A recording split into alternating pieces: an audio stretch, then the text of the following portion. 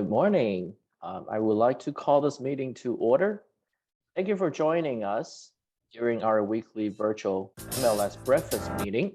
My name is William Wei from Pinnacle Real Estate, and I am your August MLS program chair. A little about me, I joined West San Gabriel Board in 2018, started with the MLS committee in 2020.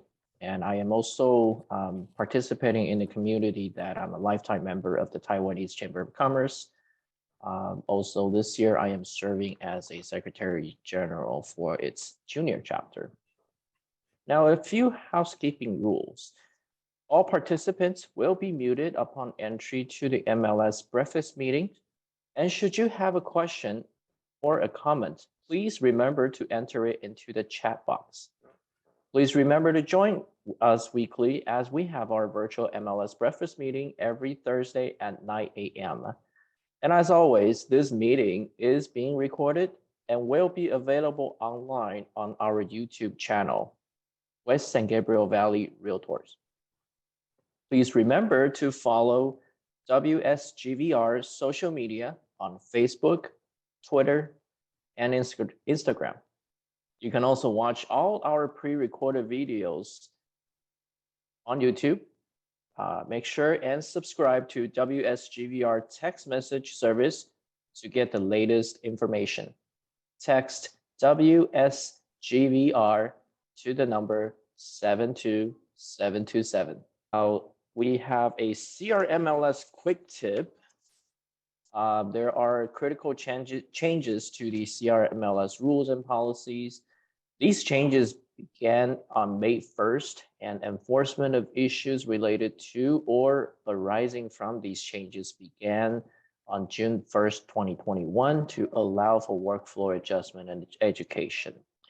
Rule 14.5 MLS modification of information in connection with the enforcement of MLS rules and regulations, or as otherwise needed to correct listing information, MLS staff may modify any field or data point within any listing.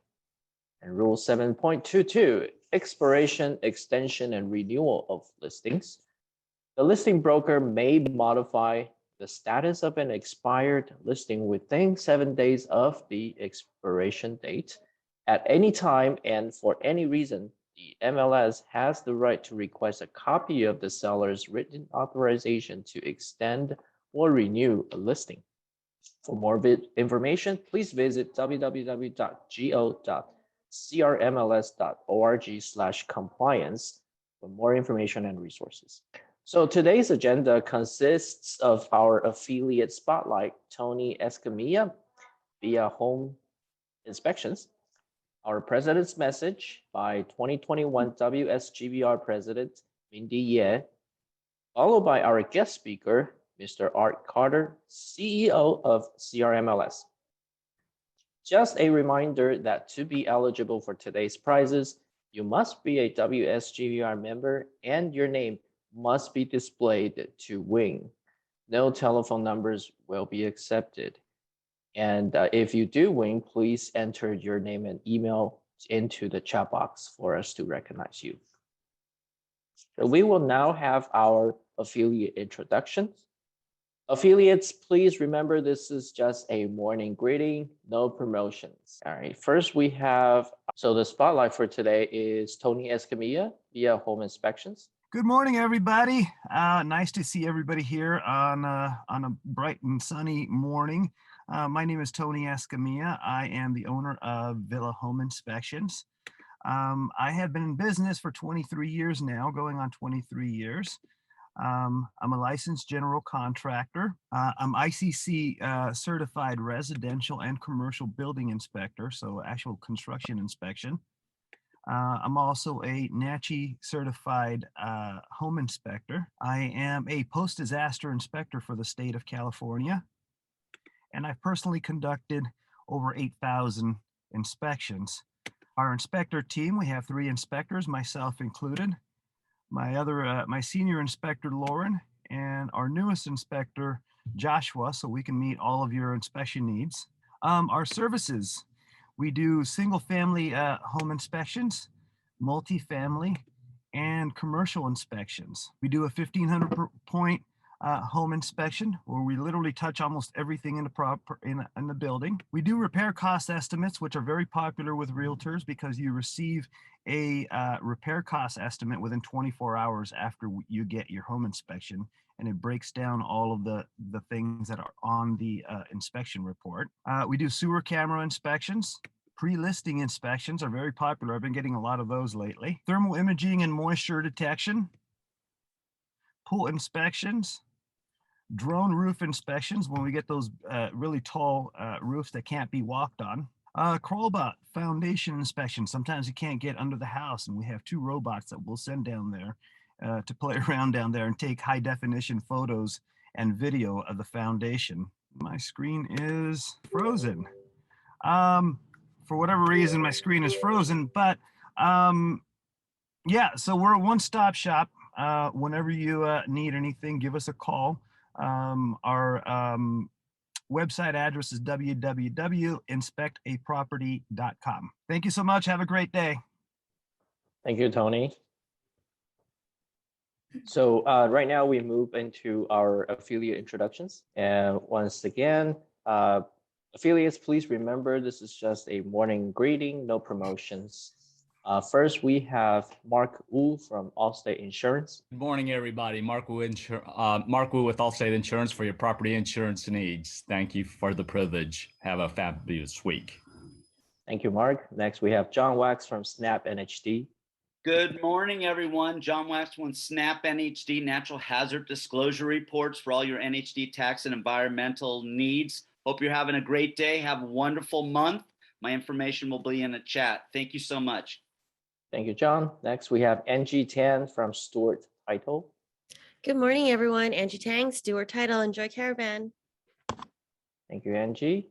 Thank you. Next, we have Maria Howard from Old Republic Home Protection. All right, I'm going to skip to Judy Chow, AAA Capital Investments. Morning. Happy Olympic closing week. I hope you all watched the final ceremony this Sunday. I'm Judy Chow, loan officer for AA Capital. Thank you. Thank you, Judy. Next, we have Hong Chan Insurance. Hello, Okay. Hong. Hi, good morning, everyone. Happy Thursday. Hong Chan from Hong Chan Insurance. Thank you. Thank you, Hong. And next, we have Nancy Chan, Lawyer's Title. Thank you very much. It's Nancy Chan, Lawyer's Title, here for all your title needs. Have a great day. Thank you, Nancy. And good morning, Annie Fan from Chicago Title. Good morning. This is Annie Fan, Chicago Title. Have an amazing Thursday. Take care. Thank you. And next, we have Teresa Lam from Corinthian Title. Thank you. This is Teresa Lam with Corinthian Title Company. Today's gonna be in the mid-90s, so everybody stay cool. Thank you. Thank you, Teresa. Next, we have our open pitch for today. And so everyone also remember to support our affiliates with your transactions. Today, we feature a listing from Realtor Sean Jen from Remax My Home. Sean? Thank you, William. Good morning, everyone. Shan Zhang with Remax My Home. Welcome to my 5004 Farrago Avenue, unit number 15 in Temple City. This 2-bedroom, 1-bath, almost 1,000 square feet with the excellent conditions. Huge patio, which has a beautiful mountain view. The unit comes with 2 parking spaces, one with covered and one without with open. Very low HOA, covers interior and exterior water, trash, gardening, washer and dryer inside unit. Property is vacant, easy to show. Lockbox on the property. Asking for $468 only. Best price in Temple City. We will be hosting open houses this weekend from 2 to 5 p.m. Thank you. Sean? Thank you. And at this time, please help me welcome, our president, Mindy Ye, to deliver her message for today. Thank you, William. Good morning, WSGVL family and friends. Thank you for your continuous loyal support and for joining us this morning during our MLS breakfast meeting. Please continue to be careful and stay safe and keep healthy. On August 1st, the National Association of Realtors on Rental Assistance Resources, the federal eviction moratorium expired it, as you guys know, July 31st. Housing providers should keep in mind that some states and local governments might still have their own eviction moratoria in place that might still be in effect. NAR has always maintained that the best solution for all parties was rental assistance to cover the rent, taxes, and utility bills for tenants struggling during the pandemic. This prevents two crises, one for tenants and one for mom and pop housing providers who do not have a reprieve from their bills. With rental assistance secure, the economy straightened, and unemployment rates falling, there is no need to continue a blanket nationwide eviction ban. Our focus now is on swift and full implementations of rental assistance as we aim to regain stability and normalcy in America's housing market. NAR resources on rental assistance, housing provider and rental, this information sheet and the list of all the websites that you can tap into has been posted on our website under WSGVAR. Go to membership and then go to NAR. You'll see the rental assistance resources that you can tap into and share with your family, friends, and clients. I want to give you an update on the federal chair, Jerome Powell, held a federal open market committee press conference on July 28 to give a market update after the Fed's monetary policy meeting. He discussed inflation rates. As per Mr. Powell, during the Federal Reserve, he says, we strongly committed to achieving the monetary policy goals that Congress has given us, maximize employment and price stability. Today, the Federal Open Market Committee kept interest rate near zero and maintained our asset purchases. These measures, along with our strong guidance on interest rates and on our balance sheet, will ensure that monetary policies will continue to support the economy until the recovery is complete. Progress in vaccinations and President's fiscal policies actions are also providing strong support to recovery. Indicators of economy activities and unemployment have continued to straighten. The real GDP this year appears to be on track to post its fastest rate of increase in decades. The process of reopening of the economy is unprecedented, as was the shutdown at the onset of the pandemic. As the reopening continues, bottlenecks, hiring difficulties, and other constraints could continue to limit how quickly supply can adjust, raising the possibility that inflation could turn out to be higher and more persistent than we expected. On our framework for monetary policy emphasizes the importance of having well-anchored inflation expectation, both to foster price stability and to ensure our ability to promote our broadcast and inclusive maximum employment goal. Indicators of long-term inflation expectation appears broadly consistent with our longer run inflation goals of 2%. If we saw signs that path of inflations or longer term inflation expectations were moving materially and persistently beyond level consistent with our goal, we'll be prepared to adjust the standard policy. That's all the update I have today. I would like to thank our guests this morning, Mr. Art Carter, CEO of CRMLS. William, the Zoom floor is yours. Thank you, Mindy. Thank you for the updates. And at this time, help me welcome today's guest speaker, Mr. Art Carter, CEO of CRMLS. Well, thank you for giving me the opportunity here today to speak to you guys. I'm gonna start my video as well. It's interesting times that we're living in right now on the real estate side. We're going through an incredibly overheated and hot market, and at the same time with a lot of different governmental pressures and things going on. I make comments here internally that I really wish things would quit changing day by day. Mindy was showing a screenshot from a NAR screenshot from July 30th. Some of that information is already out of date, as hopefully some of you guys already are aware. And I'm not going to go too much into that other than to remind everybody that the CDC did extend their eviction moratorium yesterday, and that it is firmly in the Supreme Court's hands at this point. So be aware and keep abreast of what's going on in regards to that situation. But I do want to give you guys some updates about what's going on with the state of the multiple listing service.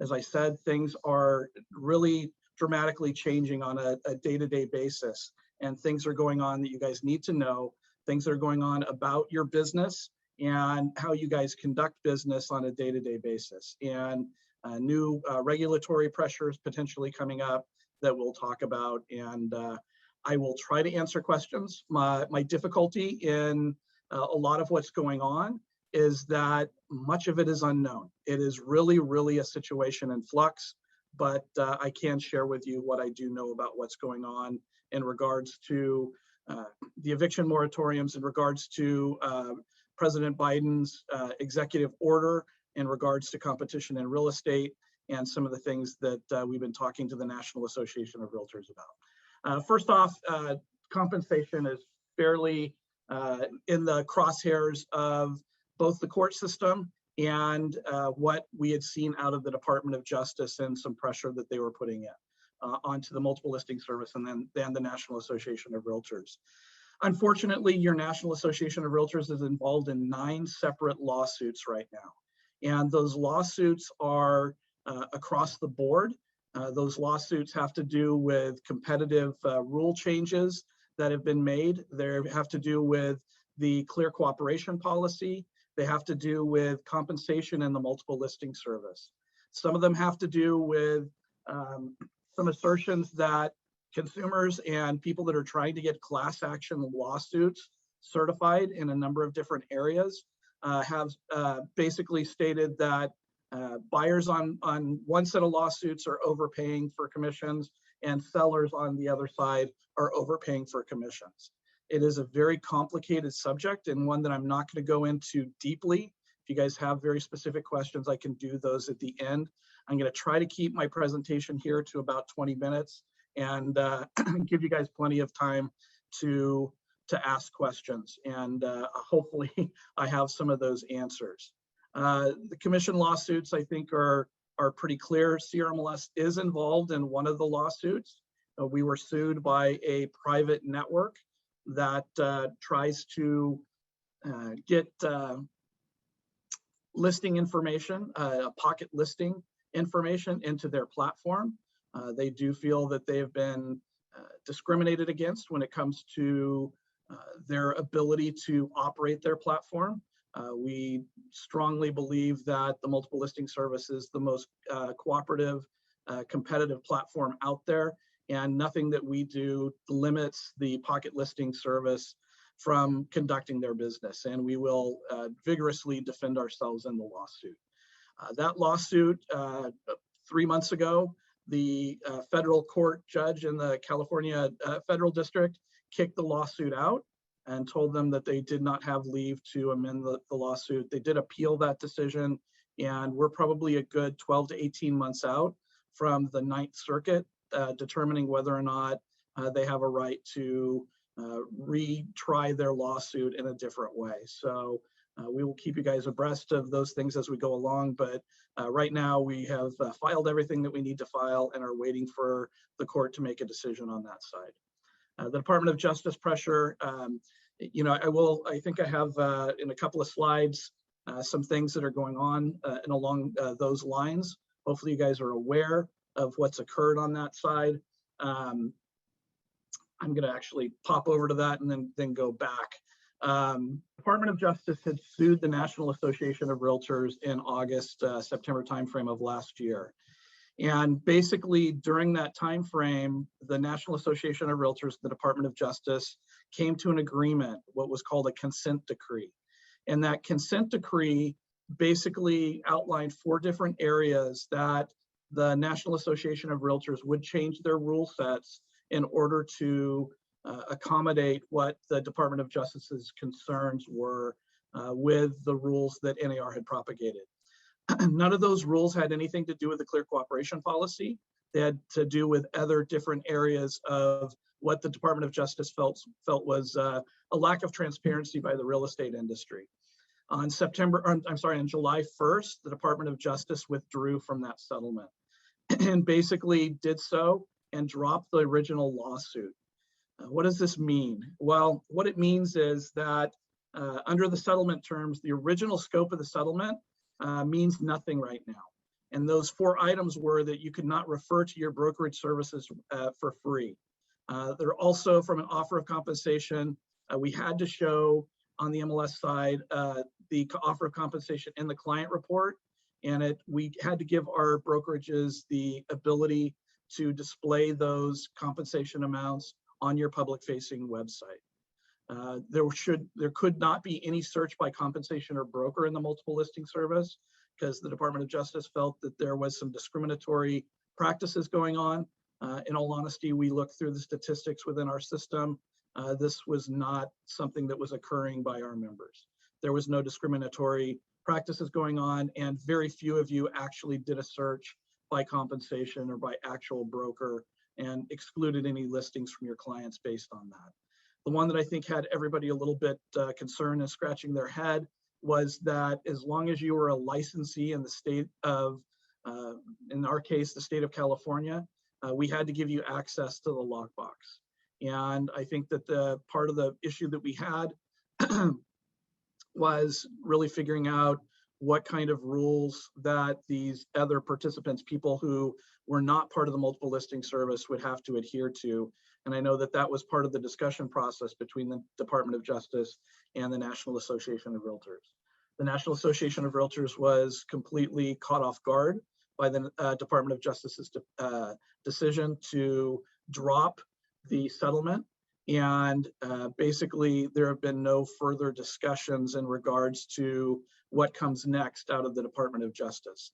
I think we are all stuck in the same position in reading the newspapers and hearing quotes coming out of the new head of the Federal Trade Commission and the acting head of the Department of Justice, in trying to determine what it is that we're going to do along all of those lines. Basically, I'm going to go back up to a couple of slides. A lot of what we are facing on the organized real estate side is a lot of pressure from the national government. And going forward, the executive order by the Biden administration has tasked the Federal Trade Commission with looking into competitive practices within the real estate marketplace. What does that mean? We really don't know at this point. I know that I have had discussions with leadership at the National Association of Realtors, and they're not really sure at this point. Their advocacy arms have reached out to the Federal Trade Commission and have not gotten a lot of feedback as to what those issues actually will be. So organized real estate is in CRMLS, West San Gabriel Association of Realtors are all part of that organized real estate arm, and the California Association of Realtors. We are all scrambling at this point to try to figure out what really gets done in regards to some of the changes that we see coming down. So it is important that you guys keep abreast of that. We do have a section of our website that I will post in the comments before we get off here today that you guys can continue to take a look at. If you guys are not taking a look at the National Association of Realtors website on a regular basis, I think you guys probably would be well served in doing that and becoming involved in the conversation. Reaching out to your local federal representatives, I think would be an important part as some of this stuff comes down as well. Please heed the calls to action that you're getting and will be getting out of the National Association of Realtors, and out of the California Association of Realtors as they come down, because it's very, very important that your voice as real estate professionals do get heard in this process. Okay, went through the Department of Justice update. There are some changes in the rules that, thank you, William, for relaying a couple of those. The reasoning behind those two rule changes that you guys have seen in regards to the ability for MLS staff, and that MLS staff includes staff at the local association, to change things.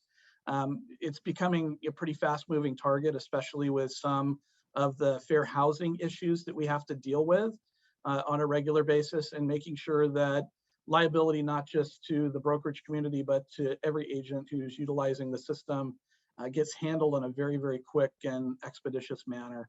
And we want to make sure that the MLS staff has the ability to interact with those listings in a way that we haven't been able to before. The other piece was actually, something that we gave to the brokerage community, because we've gotten feedback that many times when a listing would expire, a lot of times it was because of inattention of the agent who had that listing contract. And the way that it worked before is you had to reach out to your local association and had to ask that local association to extend the contract and provide details and things along those lines. We're allowing 7 days after the expiration date for the brokerage community to extend that listing without having to go to the MLS or to the local association to do so. So we think that's a big benefit, with the caveat that if we find out that it was been extended without a seller's signature, there will be a violation that will be filed against the agent or the broker for doing so. Talking a little bit about some of the things that are coming along with at CRMLS, we are going to be offering choice and showing management. And one of the things that occurred this year and has been occurring across the board is that Wall Street has become very, very interested in what we call property tech, which is all of the platforms you guys use in regards to doing your transaction management, the public facing websites, things along those lines. And at this point, I don't know that I have more than 2 or 3 vendors within the CRMLS system that haven't been bought by outside companies. There is going to be close to $20 billion spent in the real estate property technology side this year. That's kind of where we're thinking the money's going to go. There isn't a week that goes by that I don't get a notice that one other company within the property tech, the side that we're utilizing, either on our marketplace side or products that we actually provide to our membership, hasn't been sold or isn't being talked to about being sold. One of those things was Showing Time. Showing Time was sold to Zillow in February, and I know we got some concerns from people that they did not want to use a showing service that might be operated by a competing brokerage, which Zillow is now. We are in the process of going to be releasing in the end of 3rd quarter this year the ability for our brokers and our agents to have a choice in showing management. We know that a lot of brokerages and a lot of different companies are popping up in order to provide some of those showing services. The difficulty that we see in that whole entire marketplace is that if showing services don't talk to one another and you set up an appointment in one service and it doesn't get populated across anything that everybody is using, it makes it very, very difficult for our brokerage community. So what we're basically doing is providing some back-end information, a way for showing services to share information with each other, that if you have showing service A and you set up an appointment there, it'll show up in showing service B, C, and D. So you guys can utilize whichever showing service you want, and with the assurance that doesn't matter where that showing appointment was made or accepted, it will be communicated across all of the platforms. It's really where CRMLS is going with a lot of our technology, is being more of a hub and allowing our brokerage and agent community to choose the technologies they want to use and not really determining those things from a site license standpoint for them. So important things along those lines.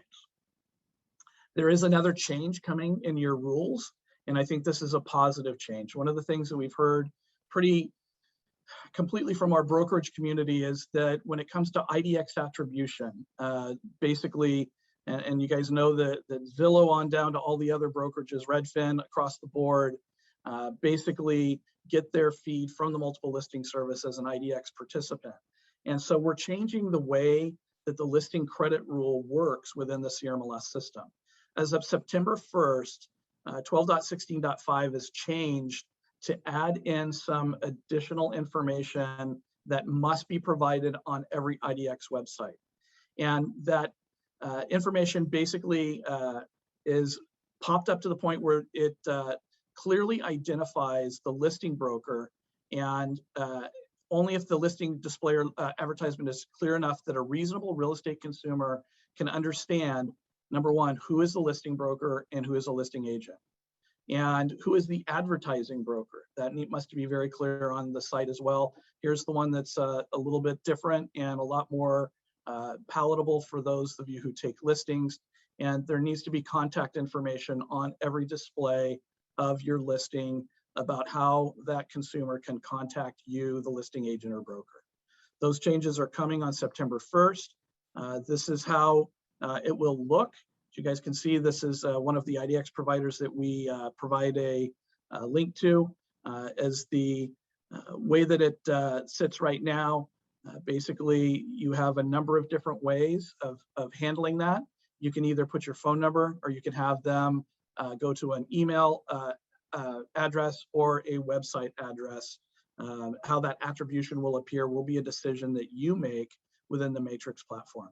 And we're going to have some pretty extensive training for the brokerage community. The brokerage will make those determinations first, and then allow the agent community to do what they want on that side. This is what it looks like before, and this is what it's going to look like after. And basically, as you see in the bottom right-hand corner, the contact information and how to get in contact with that listing agent must be very clear and must be identifiable by a consumer looking at that website. We understand that there are changes coming across the board. All of the vendors that we've talked to will be ready on September 1st, and we're looking forward to getting this piece out to the consuming public as soon as we possibly can. The broker dashboard is where you guys are going to determine this, and you guys have the ability to look at that dashboard now. You're going to basically be given a number of different settings. I know some brokerages want all of the leads for their listings to come back into a singular spot, either a phone number or a email address, or some brokerages have no problem with their listing agents being able to get that attribution and that listing contact. So, but that's going to be at the broker level. They're going to make that decision, and we are going to communicate the heck out of this and make sure that people understand that there are some changes and some abilities to get additional exposure on the IDX side. So a little bit quickly, just going through some of the compliance cases that we've seen. We did over the last, first part of this year, have processed 306 cases from a compliance standpoint, and 111 of those were corrected prior to the review. As you guys can see, there are very few that actually went to a fine or a violation standpoint. When it comes to compliance, one of the things that we are more concerned with is the information being correct in the system. And you guys have done a very good job of making sure that you listen to us and you are correcting things as they go along. So as you can see, that there was very few that even got to the warning spot with CRMLS. Your top 5 violation: misuse of public remarks. Usually you've put open houses or some other capabilities in the public remarks that should not be there. Branded media, putting your brokerage name on the media. And a lot of the failure to correct any violation basically results in an additional violation. We do ask for agreements sometimes out of you guys. And one of the areas which you guys are better than a lot of our associations is timely reporting of listing status change. A lot of associations, this is number 2 or number 3. So good for you guys that you've done a good job in communicating that out and people understand that they need to keep their listing status updated. So with that, William, thank you. I will open it up to questions. I I apologize. You know, I've never been in a situation before where literally by the end of my presentation, some of the things that I've said during my presentation may have become outdated, but that's the situation that we're in right now. And I will gladly open it up to questions because I know that I did the best I could to give you guys deeper information, but I had to skate over the top of a lot of things in the reference of time. So, William. Thank you very much, Art. First of all, I want to apologize for our hiccups earlier, and I missed the opportunity of introducing Art. So I would like to take that opportunity to do that right now. Before I do that, everyone, please, if you have a question for Art, please enter that into the chat box, and we will get to that momentarily. Now, CRMLS is the largest and most recognized subscriber-based MLS in the nation, and Art is the CEO of CRMLS, who oversees 84,000 members, 34 associations, 3 board of directors, and 1 MLS. Very impressive. And he is he was also named consecutively the Inman's most influential real estate leader in 2016 and 2017. So, and it is my absolute honor to have met Art today. And if anyone have a question, please enter that into the chat box. And yes, Caesar, he is the MLS king. First question is. I'm just wondering what Caesar's done that I'm going to be hearing from him later on today because he's buttering me up. He does have a question though. Okay, of course he does. Can a broker block another broker individually in IDX? No. So that is one of the long history of consent decrees between the Department of Justice and the National Association of Realtors. There was some concern in 2005 that NAR was propagating rules that would have allowed brokers to determine who they wanted to participate with on the IDX side and who they didn't.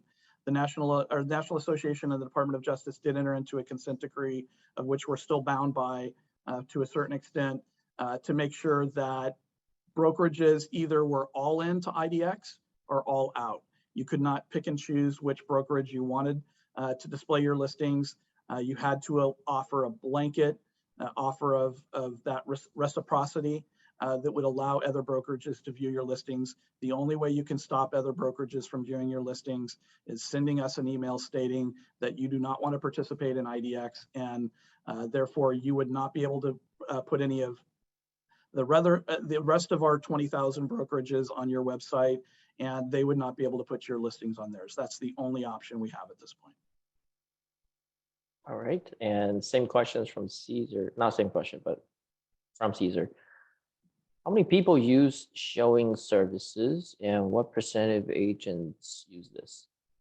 Yeah, so one of the things that we've been very careful to tread down this road is that in the last month that I have numbers for is for May, 75% of the listings within the CRMLS system were using showing time to set up showings for their properties. So it is pretty pervasive, it is pretty extensive, and that's one of the things that we want to make sure that we don't whatever decisions we make are not going to disrupt the ability for brokers and agents to utilize a showing service. So we're very sensitive to that because the vast majority of you are using showing time right now.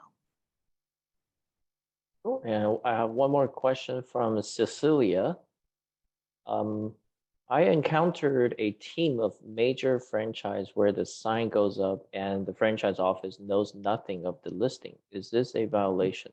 Yeah, we're in the process. I'll let you guys know that, in fact, I have a meeting later today. We're in the process of trying to get all of the MLSs in Southern California to adopt the same coming soon rules. And that has been a major point of not contention, but struggle that we've had with the consumer, because especially in your area, you're butting up to multiple listing services that don't have the same rule set when it comes to coming soon as we do in our system. Seal, what I would recommend that you do is that you report that listing and let us go down the road of seeing whether or not there was a violation of the clear cooperation policy. Caesar says that putting up a sign is not a violation. It is if the listing is not input into the multiple listing service within 1 business day. Putting a sign up on a property is marketing the property. And if you have a listing contract, if you have a listing contract, you have 1 business day from the time any marketing occurs on that property to put the property into the multiple listing service. And because all of the MLSs in Southern California, we have reciprocal data share agreements with, you should be seeing that fairly shortly. Thank you, Art. And if I missed your question, please let me know. But because I see a very busy person in the chat box, Amy, she's been posting information and updating and giving links. So, and I hope I don't see missed any questions here. And thank you to Arthur Shue that I look the same and sound the same. I have a lot less hair than I did when I started 13 years, or actually, Arthur, it's been 16 years now. I started in 2005, so I look pretty good for being 35, but it has taken its toll on me. Very impressive. Well, at this time, I mean, I don't see any questions right now. So, oh, there is one. When an agent advertises the listing, does he or she have to list the property address? Yes, they do. That is one of the central parts of our rule set, is that when you start marketing a property, it has to go into the multiple listing service, and that address and identifiable information about that property must go into the multiple listing service within 1 day of the marketing occurring. A little bit of a deeper dive, there are things that are called office exclusives that you can publish within your office without having to put into the MLS. But anytime you talk to anybody outside of your office or do any public marketing that the consumer has access to, then you must put it into the multiple listing service within 1 business day. Thank you. And one last question from Jeannie Chu. After the listing expired, some agents didn't take their sign away. Even the seller told them to. Is this a violation? Yeah, and that's one of the things that you can report over to us, and we will work with West San Gabriel to I don't have people that'll go and take the sign down, but there are some violations that rules that they are violating in the multiple listing service that we can highly encourage them to go get that sign off the property.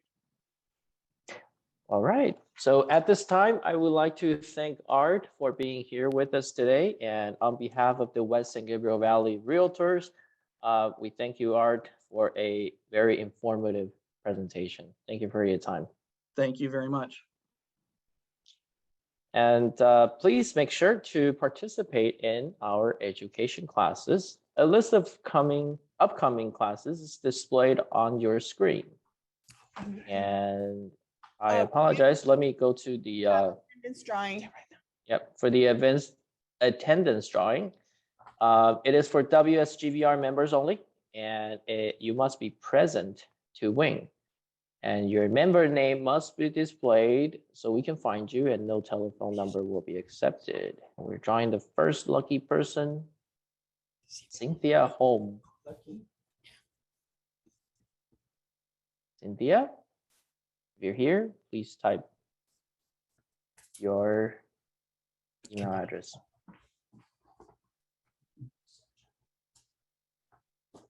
Is she here? Yes, she's here. Yes, I'm here. Thank you so much. Cool, thank you. Please type your email address in the chat box. The second winner, Olivia Anderson. Yeah, she's here also. Can you admit? Olivia, please acknowledge you're here and type your email address in the chat box, please. I just want.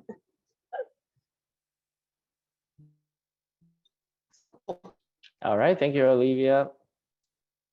Drum roll, please. Oh my God. Yes, I'm the winner. Thank you. Cynthia is speaking, but you're At breaking the end of up. every meeting, and whoever's name comes up. Oh, okay.